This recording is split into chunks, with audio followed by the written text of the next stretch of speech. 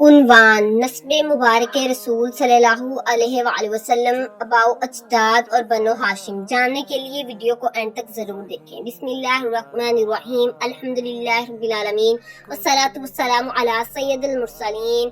آج ہم اپنے محبوب نبی حضرت محمد مصطفیٰ کے آباء و اجداد، نسب مبارک اور خاندان بنو ہاشم کے بارے میں جانیں گے۔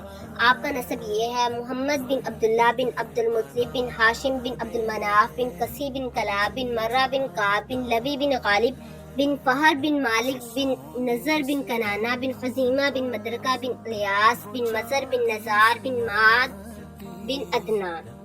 یہ آپ کا سلسلہ نسب ہے، محمد سے لے کر عدنان تک۔ عدنان سے آگے حضرت اسماعیل تک نسب کے ناموں میں اہل علم کے درمیان اختلاف پایا جاتا ہے، اس لیے احتیاط یہ ہے کہ عدنان تک نام بیان کیے جائیں، اس کے بعد یہ کہا جائے کہ رسول اللہ حضرت اسماعیل کی اولاد میں سے ہیں۔ حضرت اسماعیل حضرت ابراہیم کے بیٹے تھے۔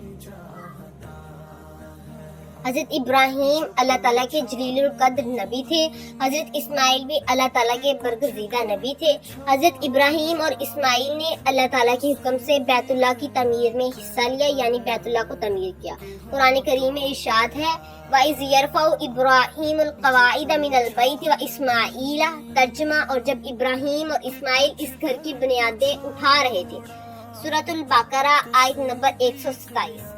رسول اللہ کے پردادا ہاشم تھے، انہی کی نسبت سے آپ کا خاندان بنو ہاشم کہلایا۔ ہاشم قریش کے معزز افراد میں شمار ہوتے تھے، وہ حاجیوں کی خدمت کرتے، ان کے لیے کھانے کا انتظام کرنے میں معروف تھے۔ یہی وجہ ہے کہ بنو ہاشم کو مکہ میں ایک خاص عزت و مقام حاصل تھا۔ ہاشم کے والد عبد المناف تھے، وہ بھی قریش کے معزز خاندان سے تعلق رکھتے تھے۔ عبد المناف کے بیٹوں میں ہاشم، عبد الشمس، مطلب، نوفل کا ذکر ملتا ہے۔ ہاشمی وہ بزرگ ہیں جن کی نسبت سے بعد میں خاندان بنو ہاشم مشہور ہوا۔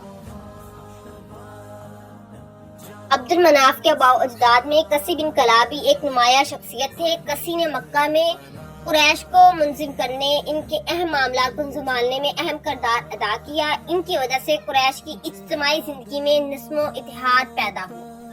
رسول اللہ کا تعلق قریش سے تھا۔ قریش عرب کے معروف قبائل میں سے تھا، لیکن ہمیں یہ بات ہمیشہ یاد رکھنی چاہیے کہ نبی کریم کی عظمت صرف آپ کی نسب کی وجہ سے نہیں، بلکہ اللہ تعالیٰ کے آخری نبی اور رسول ہیں۔